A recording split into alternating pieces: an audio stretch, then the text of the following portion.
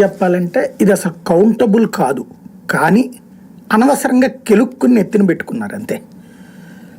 ఎందుకంటే టీచర్ ఎమ్మెల్సీలో గెలిచేసినంత మాత్రాన రాజకీయం ఏం మారిపోదు. టీచర్ ఎమ్మెల్సీ వాస్తవంగా యూనియన్ల మధ్య జరుగుతుంటుంది. సిపిఐ అనుబంధ సంఘం, సిపిఎం అనుబంధ సంఘం, ఆ ఇతర కమ్యూనిస్ట్ అనుబంధ సంఘాలు, ఇట్లాంటి వాటి మధ్య జరుగుతుంటుంది. వాస్తవంగా తెలుగుదేశం పార్టీకి టీఎన్టీయూసీ ఉంది, అట్లాగే వైఎస్ఆర్ కాంగ్రెస్ పార్టీకి కూడా ఏదో కార్మిక సంఘం ఉంది.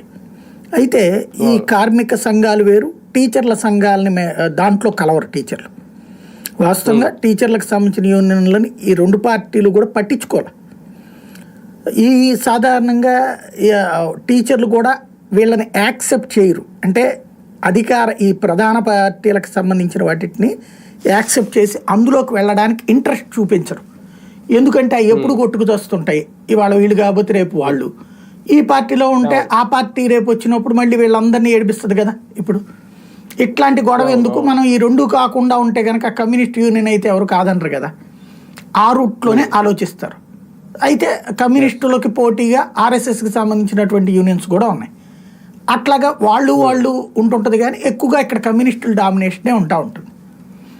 ఈసారి ఏదైనా సరే అతి సర్వత్ర వర్జయేత్ అంటారు. ఇప్పుడు వైఎస్ఆర్ కాంగ్రెస్ పార్టీకి 151 సీట్లు రావడం అనేది అనూహ్యం.